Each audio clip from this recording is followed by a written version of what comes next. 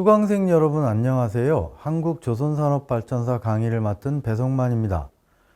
지난번 강의부터 1970년대 조선산업이 그간의 수입대체 산업 육성 방향에서 벗어나 수출 전문 산업으로 전환하는 과정을 두 번에 걸쳐 다루고 있는데 그 두 번째 강의입니다. 이번 강의에서는 대한조선공사의 옥포조선소 건설 과정을 살펴보겠습니다. 이를 통해 수강생 여러분은 현재 한국조선산업을 대표하는 조선소 중 하나의 탄생 과정을 이해할 수 있을 것으로 기대합니다. 아시다시피 옥포조선소는 현재 현대중공업, 삼성중공업과 함께 한국조선산업의 빅3 체제를 형성하고 있는 대우조선해양입니다. 현대중공업에 이어 이 옥포조선소 건설을 수출 전문 산업 전환의 계기로 다루려는 이유는 거의 동일한 시기에 현대의 울산조선소와 같은 목적의 비슷한 규모의 조선소를 건설하기로 결정하고 사업을 추진한 대한조선공사의 거제도 옥포조선소 건설 추진 역시 중요한 역할을 하였기 때문입니다. 그런데 현대중공업과 구분하여 다루는 이유는 그 건설 과정에 차별성이 있기 때문입니다.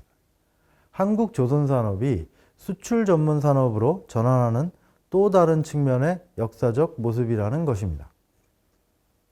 옥포조선소 건설이 일반적으로는 1973년부터 본격화된 정부의 중화학공업화 정책의 일환으로 추진된 것으로 이해하지만 이것은 부분적으로만 맞는 이야기입니다. 대한조선공사의 옥포조선소 건설은 1973년 정부 중화학공업화 정책이 공식화되기 이전 대한조선공사라는 민간기업이 자발적으로 시작한 계획이었습니다. 강의는 여기서부터 시작하겠습니다. 대한조선공사는 현대건설이 울산조선소를 건설하기 전까지 사실상 한국조선산업과 같은 이름일 정도로 절대적인 위상을 가지고 있었습니다. 국내 가장 큰 조선소였고 원양 항해가 가능한 대양 선박들을 건조할 수 있는 설비 능력을 가진 유일한 조선소였습니다. 대한조선공사는 1960년대까지도 한국에서 가장 큰 배들을 모두 이 조선소에서 건조하였습니다. 대한조선공사는 일제가 중일전쟁을 시작한 1937년 조선중공업 주식회사라는 이름으로 부산항 맞은편 영도에 건설한 조선소가 전신이었으며 일본 최대 조선소인 미쓰비시 중공업의 자금, 기술 지원을 통해 이루어졌습니다. 해방 후 귀속기업체가 되어 미군정의 관리에 관리되었고 정부 수립 후 1950년 국영으로 전환하여 대한조선공사로 출범하였습니다. 한국 유일의 대형선 건조 능력을 가진 조선소라는 절대적인 위상을 가졌으므로 이승만 정권부터 역대 정권의 조선사업 육성은 항상 그 중심에 대한조선공사가 있었습니다. 따라서 1969년 정치적 요인에 의해 갑자기 시작된 4대 핵심 공장 건설 계획의 조선소 부문도 당연히 그 주체는 대한조선공사여야 했습니다. 그러나 당시 정부의 선택은 국내 조선업계를 대표하는 조선 전문업체를 배제하고 조선의 경험이 없었던 건설업체 현대건설에 반강제적으로 맡기는 것이었습니다. 대한조선공사가 배제된 가장 큰 이유는 당시 경영 상황이 극도로 어려웠기 때문입니다. 1968년 정부 방침에 따라 민영화되었던 대한조선공사는 4대 핵심 공장 건설 계획이 시작된 1969년 경영난이 정점에 달해 있었습니다. 원인은 정부 지원을 받아 수주한 타이완 수출용 어선 건조 사업이 너무 낮은 가격의 수주로 인해 막대한 손실을 보았기 때문입니다. 더욱이 경영진이 경영난을 이유로 대규모 감원을 계획하면서 노조의 대규모 파업까지 진행되었습니다. 정부는 1969년 5월부터 8월에 걸쳐 단행한 1단계 부실기업 정리 리스트에 대한조선공사를 올렸습니다. 장기간 한국조선산업의 대표자임을 자부했던 대한조선공사의 입장에서는 경영난에 직면해 있다고 하더라도 정부의 의지에 의해 건설업체였던 현대건설이 조선산업에 신규 참여하게 된 것은 충격이었습니다. 아울러 현대건설의 존재는 조선업계의 원톱으로 군림하던 상황에서 강력한 라이벌의 등장이기도 하였습니다. 특히 경영난에 허덕이던 대한조선공사와 달리 현대건설은 초창기 일본과의 지원교섭에 실패하면서 난관에 봉착하기도 했지만 1971년 유럽에서 차관 도입에 성공한 이후부터는 조선소 건설을 순조롭게 진행하였습니다. 대규모 수출 전문 조선소를 울산에 건설하는 동시에 20만 톤이 넘는 거대 유조선을 그리스의 리바노스라는 해운업자로부터 수주하여 건조하는 등의 성과는 대한조선공사의 큰 위기감과 자극제가 되었던 것으로 보입니다. 대한조선공사는 1972년 3월 현대건설이 대통령이 참여한 가운데 울산조선소의 건설 기공식을 성대하게 개최한 불과 4개월 후인 같은 해 7월 홍콩의 BFBC와 차관 도입 계약을 체결하였습니다. 이를 통해 경상남도 거제군 옥포만에 현대 울산조선소에 버금가는 100만 톤급 대형 조선소를 건설하겠다는 사업계획 추진을 시작한 것입니다. 1972년 7월 15일자로 맺어진 계약서의 주요 내용은 총 차관 규모 1억 달러, 연리 7.5%의 이자율로 15년 거치 만기 일시불 상환의 조건이었습니다. 대한조선공사는 홍콩의 BFBC와 차관 도입 계획을 체결한 한 달 후인 8월 19일에 경제기획원에 계약서를 첨부하여 차관 도입 승인을 신청하였습니다. 정확하게는 정식 신청이 아닌 1억 달러의 차관을 연리 7.5%의 이자율로 15년 거치 만기 일시불 상환의 조건으로 도입을 추진하겠으니 정부, 구체적으로는 경제기획원의 내부 승인을 희망한다는 것이었습니다. 정부의 내부 승인이 필요했던 것은 BFBC가 차관을 주선하는 중간 브로커였기 때문입니다. BFBC와의 계약은 대한조선공사를 대리하여 차관 제공자를 찾아주고 그 대가로 차관액의 6%인 600만 달러를 수수료로 받기로 한 차관 알선 계약이었습니다. 따지고 보면 현대건설과 계약을 맺고 유럽 차관과 기술 도입 그리고 그리스 유조선 수주를 성사시키는 데 역할을 한 영국 A&P 애플도어사와 비슷한 역할이었습니다. BFBC는 차관 도입선을 확정하기 위해서는 한국 외환은행 지불 보증을 포함한 한국 정부의 사전 승인이 필요하다고 하였습니다. 이에 따라 8월 19일 대한조선공사가 경제기획원에 대한 차관 도입 내부 승인 신청을 한 것이었습니다. 차관 도입 승인 신청서에는 1억 달러라는 거액의 차관을 들여와 거제도 옥포만에 새롭게 조선소를 건설해야 하는 이유와 부실기업 지정 후 경영 정상화를 위한 대한조선공사의 자구 노력을 구체적으로 기술하였습니다.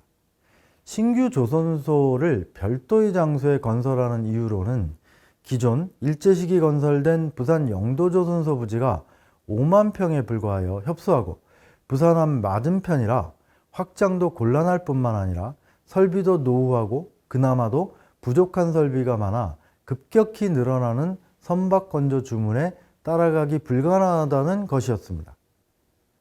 사실 당시 세계 선박 시장은 유조선을 중심으로 급속히 대형화되는 추세였습니다. 협소한 부지에 1930년대에 만든 설비를 가지고 대형화되는 선박 건조 추세를 따라가기는 힘들었습니다. 경영 정상화를 위한 자구 노력과 관련해서는 사채 등 악성 부채 해결을 통한 재무구조 개선, 노동쟁의 해결, 안정적 일감 확보를 통한 매출액 상승 등을 들었습니다. 실제로 대한조선공사 오너 남궁년은 개인 재산을 처분하여 정부가 민영화 당시부터 요구한 5억 원 이상을 증자 방식으로 조달하였습니다. 1970년 11월 정부도 여기에 화답하여 부실기업 지정을 3개월 만에 해제하고 시설 정비와 선박 건조 자금 명목으로 60억 원의 지원을 결정하였습니다. 또 정부 지원하에 미국 걸프 석유회사 등으로부터 열척 5천만 달러 규모의 선박 건조 물량을 확보하여 건조에 들어갔으며 그 외에 기계 및 플랜트 제작 사업도 진행하여 1972년의 경우 옥포조선소 건설 계획을 신청한 8월까지 선박 수출 실적만 750만 달러에 달했습니다. 대한조선공사는 이런 성과를 바탕으로 부실기업으로부터 명실공히 조선 기계공업의 개척자로서 자처할 수 있는 수출기업으로 성장하였다고 스스로를 평가하였습니다. 장기간 한국 조선산업의 독보적 존재였음에도 불구하고 민영화 후 직면했던 경영난으로 건설업체 현대건설의 4대 핵심 공장 건설계획 조선 부분의 사업 담당자 자리를 빼앗긴 상황을 만회하기 위한 자구 노력과 성과가 있었음을 정부에 어필한 것입니다. 그리고 그 승부수는 현대건설 울산조선소와 동급, 정확하게는 좀 더 큰 조선소를 거제도 옥포만에 건설하는 것이었습니다. 대한조선공사는 차관 도입 계약이 정부나 지불 보증을 해야 하는 한국외환은행을 통하여 확인되면, 다시 말해 내부 승인이 이루어지면 1억 달러 차관을 통해 추진할 세부 사업계획서를 제출하여 승인을 받겠다고 하였습니다. 대한조선공사의 세부 사업계획서는 경제기획원에 차관 도입 승인 신청을 한 8월 시점에 완성되어 있었습니다. 조공 제2조선소 건설계획이라는 타이틀을 달았고, 대한조선공사가 이런 사업계획을 추진하는 이유를 서두에 언급하였습니다. 세계 조선소 산업의 동향을 볼 때 선진국 조선산업은 점차 후퇴 일로에 있어서 한국에 기회가 있으며, 이에 대응하여 세계적인 초대형 조선소를 상환의 여유가 있는 장기차관으로 건설하는 것은 1980년대 이후 한국 조선산업이 세계에 군응할 수 있는 기회가 됨을 확신하고 계획을 세웠다고 하였습니다. 건설되는 조선소의 구체적 내용은 표와 같은데, 이 제2조선소의 위치는 경상남도 거제군 옥포만에 매립 면적 30만 평을 포함한 100만 평의 부지를 조성하고, 여기에 최대 100만 톤급 선박의 건조와 30만 톤급 선박 수리가 가능한 대형 조선소를 건설한다는 것이었습니다. 현대건설이 건설에 들어간 울산조선소의 버금가는 규모임은 물론 세계적으로도 가장 큰 규모였습니다. 조선소 건설 자금은 1억 달러, 건설공사 기간은 2년을 상정하였습니다. 선박 건조량은 조선소 가동 첫 해에 100만 톤으로 시작하여 완전 가동에 들어가는 3년차 이후에는 연간 350만 톤까지 늘어날 것으로 예상하였습니다. 그리고 이에 따른 매출액은 첫 해 1억 8,500만 달러와 460만 달러의 순이익에서 3년차부터 3억 7,900만 달러와 2천만 달러 이상의 순이익을 낼 것으로 기대하였습니다. 옥포조선소가 건설되어 완전 가동할 경우 고용인원은 14,000명에 달할 것으로 보았습니다. 대규모 일자리 창출을 통한 실업률 개선 효과를 강조한 것입니다.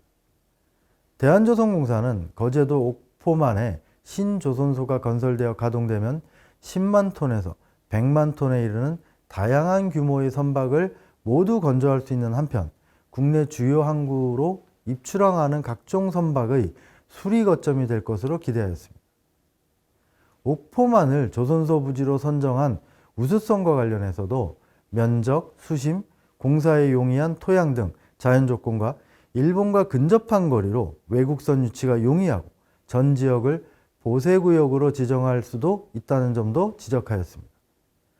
뒤에 얘기할 1974년 상공부가 조선산업 장기발전계획을 수립하면서 조선산업단지로서의 거점으로 거제도를 1순위로 결정한 것은 대한조선공사의 옥포조선소 입지 선정에 영향을 받은 것입니다.